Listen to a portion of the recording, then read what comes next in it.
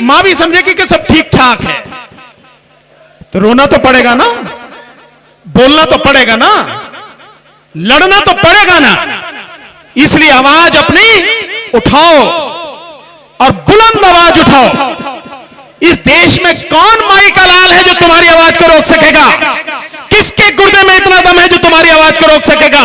मैं तुम्हारे सामने खड़ा हूं, 5-6 साल से लगातार सरकार से लड़ रहा हूं और सरकार को उसी की भाषा में जवाब देता हूं। मेरा तो कुछ बिगाड़ नहीं पाए, मुझे तो अभी तक मार नहीं पाए, तुम्हारा क्या बिगाड़ लेंगे? अरे मैं खड़ा हुआ तुम्हारे साथ में, लड़ो तुम, और कानूनी तरीके से लड़ना सिखाऊंगा तुम्हें।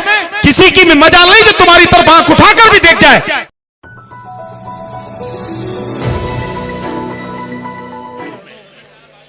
मेरा कोटि कोटि नमन। और 22 तारीख को मनाई गई ईद उल फितर के बाद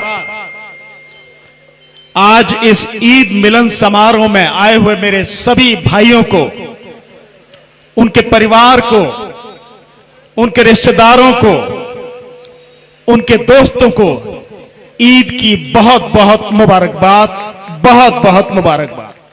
रात दिन घटनाएं आपके साथ आसपास देख रहे हैं, घट रही हैं रात दिन।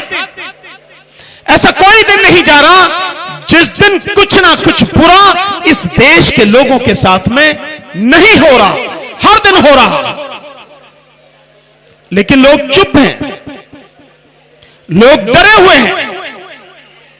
तुम्हें किस बात का डर है भाई? किस बात के लिए चुप हो तुम? तुमने एक कहावत सुनी नहीं है क्या कि मां भी बच्चे को दूध नहीं पिलाती अगर वो रोता नहीं, अगर आवाज नहीं करता, बोलता नहीं। एक बहुत देसी कहावत है, बहुत बेसिक कहावत है कि जब तक बच्चा रोएगा नहीं, मां भी समझेगी कि सब ठीक ठाक है, तो रोना तो पड़ेगा ना, बोलना तो पड़ेगा ना, लड़ना तो पड़ेगा ना। इसलिए आवाज अपनी उठाओ और बुलंद आवाज उठाओ। इस देश में कौन माई का लाल है जो तुम्हारी आवाज को रोक सकेगा? किसके गुर्दे में इतना दम है जो तुम्हारी आवाज को रोक सकेगा?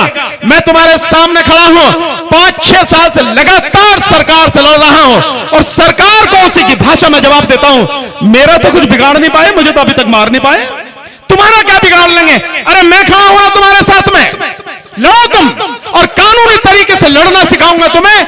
किसी की भी मजाल नहीं जो तुम्हारी तरफ आंख उठाकर भी देख जाए। चलो तो सही, साथ में चलो। बाबा साहब डॉक्टर अंबेडकर, जिनकी आज जयंती हम मना रहे हैं, ऐसा महान व्यक्तित्व जिसने कभी किसी को गाली नहीं दी। देखा कभी आपने, कभी सुना है बाबा साहब की वीडियो या उनकी लिखी हुई किताबें पढ़ी हैं? देखा कभी किसी को गाली दी? किसी को गाली नहीं दी, किसी को बुरा नहीं कहा, किसी को थप्पड़ नहीं मारा, कभी लाठी तो छोड़ो डंडा भी नहीं उठाया, कोई तोप तमंचे नहीं उठाए, लेकिन कलम की ताकत से, कानून की ताकत से, अपनी बुद्धि से इस देश का 3,500 साल का इतिहास बदलकर तुम लोगों को अधिकार दे दिए, जीने का अधिकार दे दिया कलम की ताकत से। तो जो कलम की ताकत है, जो कानून की ताकत है, जो संविधान की ताकत है, उसका कोई मुकाबला नहीं है। हर किसी को कितना ही बड़ा अन्यायी हो, अत्याचारी हो, कितना ही बड़ा अपने आप को तुर्रम खा समझता हो और कितना ही बड़ा तानाशाह हो, कानून और संविधान के सामने झुकना पड़ता है। कलम की ताकत के सामने झुकना पड़ता है। ये ताकत हमारे बाबा ने हमें दी। इस ताकत का इस्तेमाल करो और बोलो, बुलंद आवाज में बोलो, लड़ो। अगर लड़ोगे नहीं तो हमारे भाई, हमारे साथी सरफराज अहमद साहब ने शेर सुनाया था ना, आपको याद होगा जो वो शेर सुनाया, मुझे याद नहीं है लेकिन इतनी बात मुझे उसकी याद है शेर की, कि आने वाली नस्लों को बचाने के लिए हम ही को लड़ना पड़ेगा, हम ही को लड़ना होगा। हम लड़ेंगे तो ही हमारी औलादें बचेंगी, तो ही हमारी नस्लें बचेंगी, तो ही हमारा समाज बचेगा, नहीं तो सब कुछ तबाह हो जाएगा। ये मीटिंग इसी के लिए है। ये जो हम रात दिन घूम रहे हैं, सर्दी में घूमते रहे, गर्मी में घूम रहे हैं, लगातार रात को 12-12, 1-1 बजे तक लोगों के साथ मीटिंग कर रहे हैं, किसके लिए? अपनी आने वाली पीढ़ी के लिए, अपने समाज के लिए।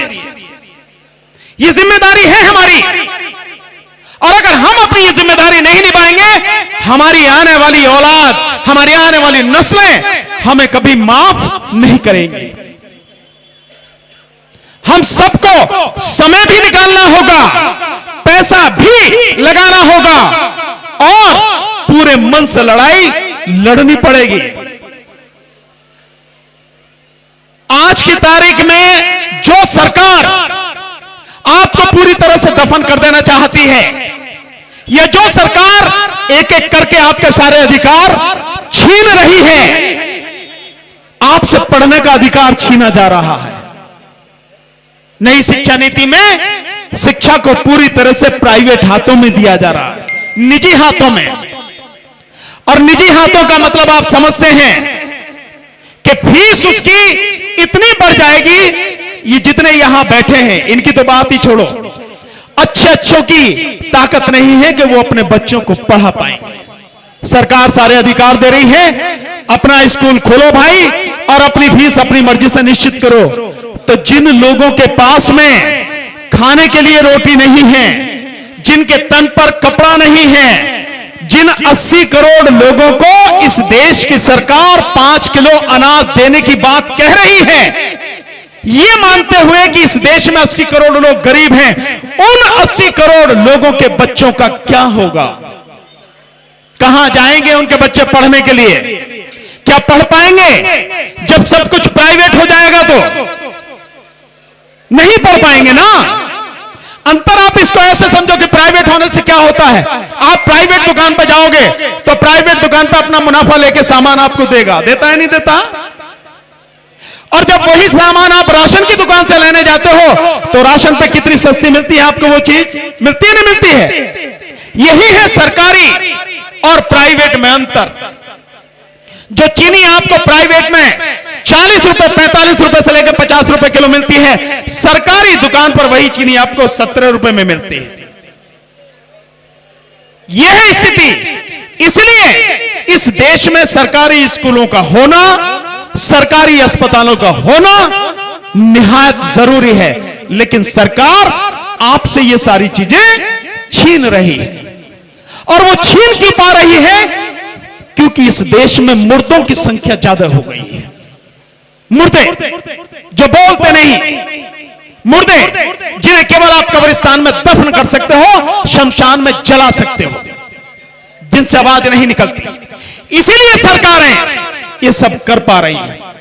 और जब ये मुर्दे बोलते हैं, जमीन मुर्दों में जान आ जाती है, तो सरकार घुटने पर आ जाती है। और इस देश का जो तानाशाह अपने आप को सब कुछ समझ रहा है, वो मोदी जैसा तानाशाह भी घुटनों पर आ जाता है। 3 उदाहरण बताता हूं, इसको समझ जाओगे आप। सीए एनआरसी का आंदोलन चला, सबने लड़ा। इस देश के मुस्लिम समाज की माताओं ने, बहनों ने, मेरी बच्चियों ने, बेटियों ने पूरी ताकत से वो लड़ाई लड़ी। मैंने पूरे देश में उस लड़ाई में मैं साथ रहा। मुझे हर जगह की बात मालूम, हर जगह किस तरह से लड़ाई लड़ी। बिहार में, कर्नाटक में मुझे सुनने के लिए 25-25, 30-30 हजार महिलाएं रात को 10-10, 11-11 बजे तक मीटिंग्स में रहती थी। इस तरह से काम किया। और मेरी उन्हीं माताओं, उन बहनों की ताकत थी कि सरकार घुटनों पर आई। सीए एनआरसी का कानून पास करवा लिया सरकार ने, राज्यसभा से भी, लोकसभा से भी, राष्ट्रपति के साइन भी करवा लिए, और गजट में नोटिफिकेशन होता है वो भी कर लिया। लेकिन इस देश के सबसे बड़े तानाशाह की इतनी औकात नहीं है, उसके गुर्दे में इतना दम नहीं है कि आज भी उसे लागू कर पाए। करवा लिया पास, लागू करने की हिम्मत नहीं है। किसकी ताकत थी?